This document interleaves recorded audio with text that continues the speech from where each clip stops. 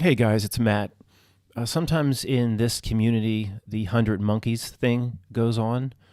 The 100 monkeys theory is, a monkey on an island learns how to use a tool or something, or learns how to play Nintendo, and a few other islands away, other monkeys start doing. Once there's 100 monkeys that have learned out how to plug in and play Nintendo, then somehow monkeys on the other side of the world, monkeys living in Eskimo igloos, start doing the same thing. They start ordering the Nintendo on Amazon, and they start playing the Nintendo. But how would they know? Because they're not communicating with the other monkeys, but they just all start doing it around the world. Sometimes that phenomenon happens in the truth community as veils get dropped because of certain frequencies or energies. So if another part of the truth community has covered this, well, so be it. I wasn't aware of it. This is my own revelation that came to me the other night watching another submarine movie. And guys, there's two ways to take this video. Very, very depressing, like, oh no, or very fascinating. It's better to see it as the fascination, like what kind of reality could pull this off? It's incredible. See it that way, the wonder of it. I was watching, here comes another submarine movie. Oh, check it out. I like, they're all good. Hunt for Red October, Das Boot. This one here with Matthew McConaughey, I forget what it's called, is very good. Harrison Ford, K-19, The Widowmaker, they're all good. Oh, how about Denzel Washington in, what is this, Crimson Tide? Really, really good movie about the decision whether to launch or not, with Gene Hackman screaming in his face. But, this is called Hunter Killer with Gerard Butler. The only thing good he ever did was glisten up his abs and play Leonidas in 300, which is it's actually an interesting movie. 300. It's pretty well done in a different kind of way. That's the only good thing he ever did. So he comes here, he pops in again. He's in everything, Gerard Butler, and he's in this movie, sub-movie called Hunter Killer. And, the submarine conflicts are the same old conflicts that they were in, say, the most famous, The Hunt for Red October here, with, what is his name? Captain Ramius. Have you ever met Captain Ramius, General? Like to live in Montana, raise rabbits, buy a pickup truck or a recreational vehicle, and drive state to state. Will they let me do that, Captain? State to state. Yes, Vasily. No papers? No papers, Vasily. Well, that's before 2020. Now, U.S. citizens can't drive state to state, let alone some exiled XO of a Soviet submarine seeking asylum. I mean, he could drive. Now American citizens can't drive state to state, but that's not the purpose of this video. So you have these, what is this, going back to the early 90s or something? We have these battles between these subs, okay? What? It's like 400,000 tons against 400,000 tons, and, oh, they shot a missile, and you hear it come with the sonar, beep, beep. Oh, and you have to turn the submarine really hard. Full degree flank, full ahead flank, 30-degree down bubble, like something 400 million tons can outmaneuver a little quote torpedo in the water. So, okay, I guess, maybe this is what submarine warfare was all about back in the day, but it's impossible that this is what it is now. Yet they're carrying through the exact same story today as to what submarines are, how they do battle with each other, what they're for. There's just no way that this story could still exist today. All right, I'm getting into this very subtly for certain reasons that relate to the protected First Amendment of the United States Constitution, the Bill of Rights, freedom of speech. You have to get into this very subtly. Matt, don't you think the bots are sophisticated enough to understand what you're saying in a roundabout manner? Yeah, probably. But either way, this is why, guys, I hope you've gone to nohobocode.com. I mean, this is, keep talking about this stuff and see how long you last. So I'm thinking, first of all, there's another battle scene. It's just like the Hunt for Red October. Turn the whole 400 million tons hard left and throw in the countermeasures. But this, today at least, these you would how would something 400 million tons? I don't know how much it weighs. It's heavy. It's heavy. It probably would be on a gigantic scale. It would probably be as heavy as a few elephants on the other side. I'm just guessing. It's just heavy, obviously. It's beyond heavy in terms of anything you possibly can imagine. So it doesn't go real fast.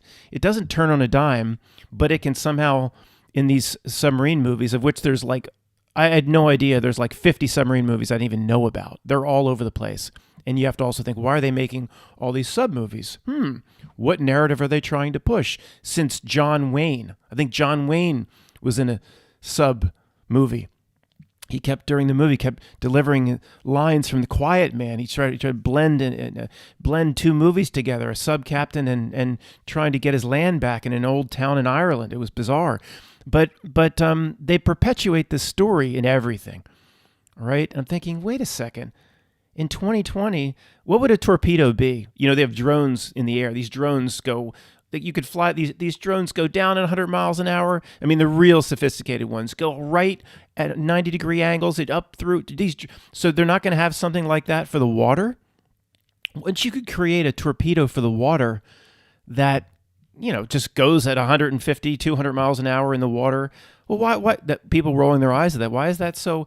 The U.S. military wouldn't have that sophistication to have a torpedo go that fast. There's the Guidos down in Ocean City with their cigarette boats with their triple inboard outboards. Those boats go 85 miles an hour with the girls hanging off the back. I think the U.S. military would have an underwater drone. Use SpaceX technology if they have to. Talk to Elon; he'll get it done. They would have a torpedo that goes so ridiculously fast that you couldn't outmaneuver it. Take this chair, and do exactly what I say. 30-degree down bubble. I've lost, anybody that does accents. Sean Connery is the easiest to do. I can only do if I just hear it, but I lose it. It starts sounding like a Chinese dry cleaner. So, guys, there's just no way. And where I'm going with this is, maybe this is what it once was, but today there's just no possible reason or way that. Let's just look at you want to get depressed. I mean, let's look at, first of all, again, all the movies Hollywood has made to perpetuate what this is all about. We could turn the video off right now. We know when something is propagated to that degree, we know what it's all about. Here you go. One ping only, Vasily. One ping only, please. List of submarines in the United States Navy. I think this is almost an active list. Maybe not all of it, but guys, look at this. And for a certain class, when we get down to the Ohio or the Los Angeles class, you're looking at $1 billion plus each. All of these subs to do three things. One, there's an attack subclass that attacks, there's no enemy. There's no enemy. Oh, Matt, the Russians could do that, the Chinese. Of course, sure, yeah. It's one world system. You have to make it seem like superpowers are at odds with each other so you can perpetuate all this crap, keep all this going, spend all this money. Attack submarines. Okay, they could attack battle cruisers and aircraft carriers, of which, the Russians have very few compared to this Jabba the Hutt behemoth, and the Chinese have very few. There's no enemy for the most part for all this. Then you have ballistic missile subs, which is the primary reason for it is just to have 100 of these things floating around at any one time with nuclear weapons, exactly as it's portrayed. I don't know the details of it, and I'm not going to go into that sidebar right now. People in the truth community yelling at me, well, Matt, no, you believe in this, you believe in that. I didn't just fall off the turnip truck. I'm aware of all this stuff. I've been doing this a little while. But I'll get into that some other time. It's not the purpose of this video. So then you just have 100 of them just floating around as a nuclear deterrent. Okay. Then you have other missile boats, other missile boomers, where they shoot the Tomahawk cruise missiles at really, really difficult, really scary enemies like the eye doctor Bashar al-Assad of Syria. You can send your missiles from subs, to get real scary people like that have no ability to defend themselves. I mean, but most of it is about the nuclear deterrent. Okay, I'm still going down the list, guys. And some of these smaller ones, I don't want to make it seem like they're spending a lot of money. Some of these smaller ones, they're only $600 million each. So in terms of I guess this is all of them in history. Okay, whatever. There's still hundreds of billions of dollars being spent in the last few years. So this is lost in 1944 by Japanese vessels. This is all of them that have ever been. But when you get into the Los Angeles class, the $1 billion ones, I'll show you those. And the Ohio class, they're all that was canceled. These were canceled.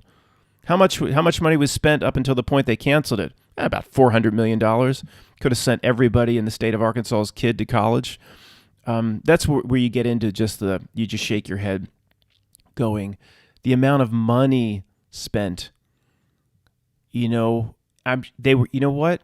Probably very, very useful to battle U-boats in World War II. After that, no use. No use. No, I don't buy the whole story of the Cold War and the mutually assured destruction. I don't know. One world system's been here a long time. I don't buy it. Well, these were all canceled. How much money was spent on each before they're canceled? $100 million a piece. So let's get down. This just goes on forever. Look at this. The amount of money. There's 50,000 naval seamen that work on or with subs or in or around subs to support them in dry dock thing. 50,000 just for subs. Okay, here's where when you see the names like this, these are the big nuclear missile boats: Los Angeles, Philadelphia, Memphis. And the real big ones are named after states. These are down here. The Michigan, the Florida, the Georgia. I mean, these are the ones that you generally would see like in the Hunt for Red October, things like that. So, yeah, what I'm saying is, what Gus is saying here is maybe, I don't know how far you have to go back when I'm just giving them every benefit of the doubt. This is giving them every benefit of the doubt. At some point, I'm going to say, okay, maybe there was a use for this, but I'm saying there is obviously no point in all this for the past 20 to 30 years. And this is, guys, I'd like to go a lot farther. I'm giving them every benefit of the doubt. So, all right, somebody come in and, what is this guy saying, and why is he being so roundabout? Well, you understand we have to be roundabout, but what, are you saying that the entire fleet of submarines, and even in the Russian, it's all just like for show? There's no point to... Yeah. Number one, guys, at least the presentation of it. There would be... You can't... If these missile boats are cruising around, the Soviets could have a surprise launch on the U.S., and the U.S. could have a surprise launch, and mutually assured deterrence. You wouldn't have gigantic 400 million pound boats like they portray in the Hunt for Red October following behind...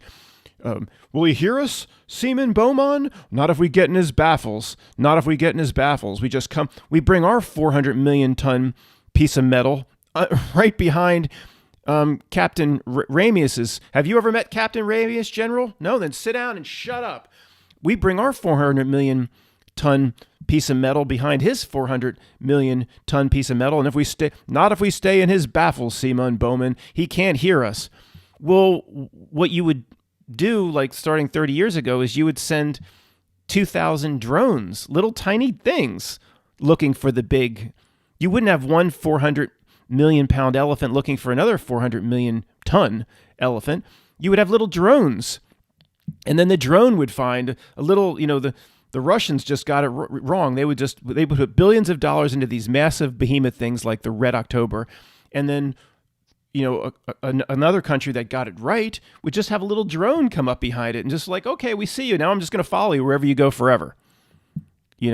And then they'd have to shoot the drone down. Oh, and here's another one. They could produce an unlimited number of drones.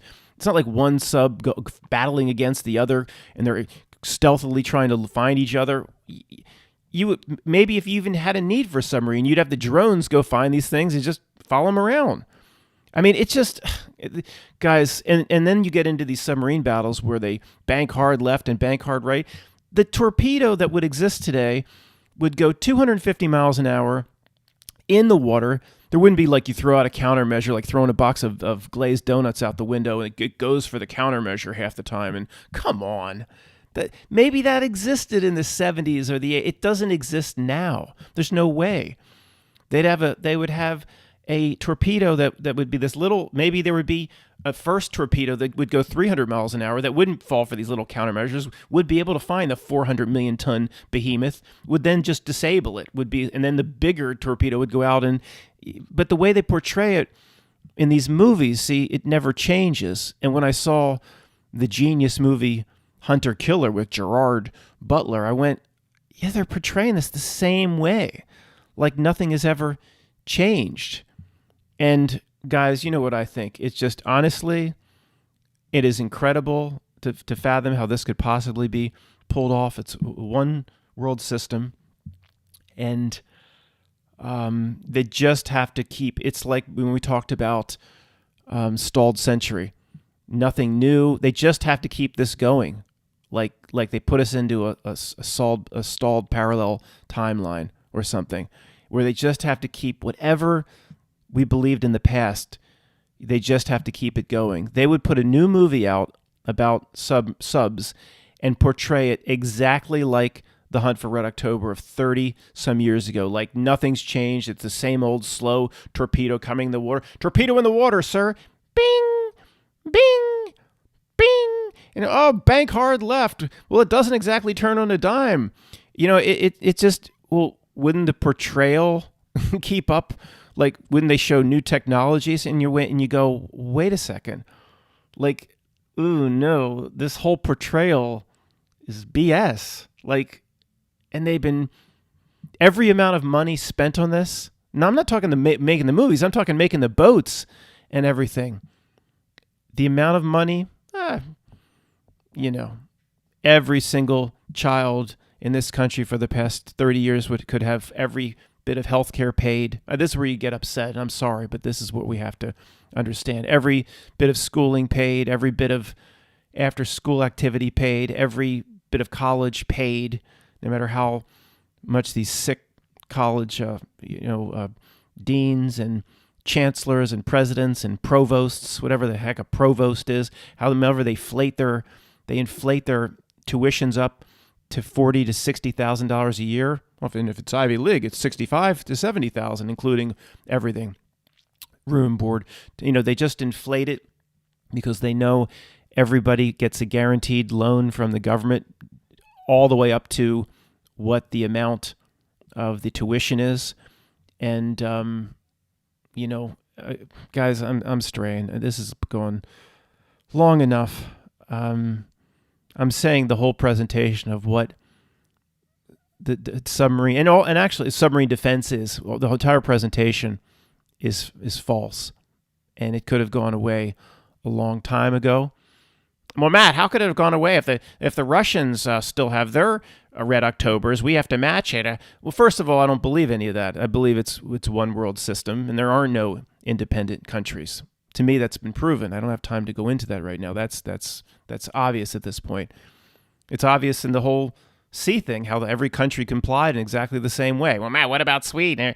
Okay, they're going to have controls and tests, but it's a one world system. There's no enemies. You have to create an enemy to propagate this, to keep this stuff going. Look at this. Run silent, run deep. It's Rhett Butler. Frankly, should we fire our torpedoes, Captain Butler? Captain Butler. Frankly, my XO, I don't give a damn. Where's Scarlet? Get us back in port.